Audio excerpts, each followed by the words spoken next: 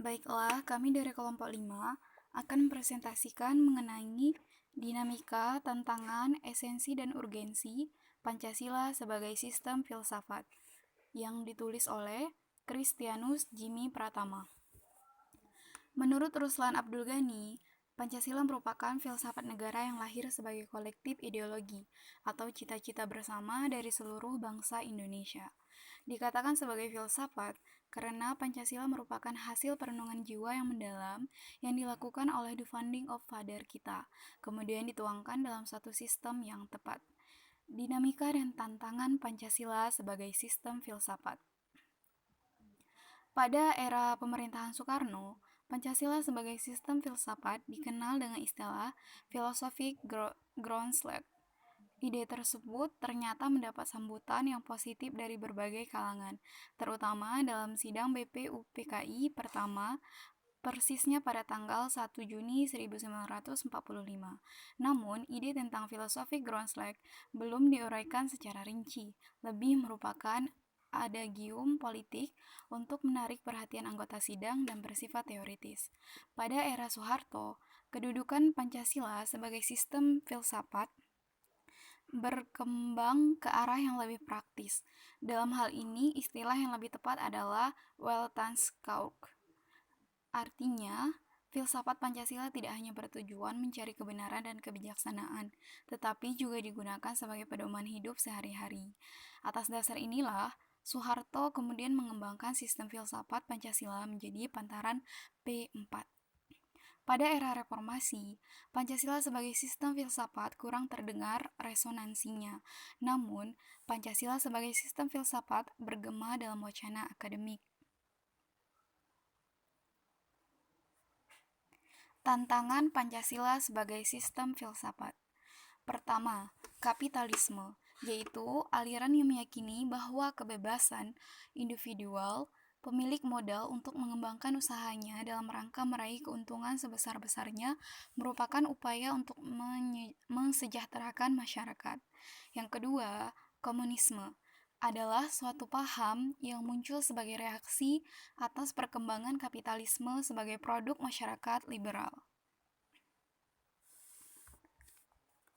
Kemudian selanjutnya, kami akan presentasikan mengenai filsafat Pancasila dalam pendidikan di Indonesia menuju bangsa berkarakter, yang ditulis oleh Yoga Saputra Semadi. Pancasila adalah dasar ideologi bangsa Indonesia yang mempunyai fungsi dalam kehidupan bangsa dan negara Indonesia. Filsafat adalah berpikir secara mendalam dan sungguh-sungguh untuk mencari kebenaran. Filsafat pendidikan adalah pemikiran yang mendalam tentang pendidikan berdasarkan filsafat.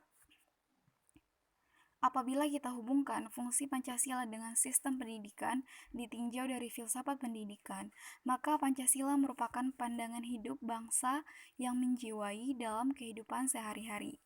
Adapun prinsip-prinsip filsafat Pancasila ditinjau dari kausal Aristoteles dapat dijelaskan sebagai berikut, yaitu kausa materialis, kausa formalis, kausa efisiensi, kausa finalis. Kemudian untuk inti atau esensi sila-sila Pancasila meliputi ketuhanan yaitu suatu sebagai kausa prima, kemudian kemanusiaan yaitu makhluk individu dan makhluk sosial.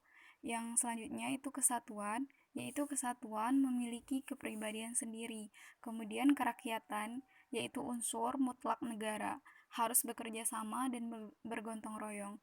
Kemudian yang terakhir itu ada keadilan, yaitu memberikan keadilan kepada diri sendiri dan orang lain yang menjadi haknya.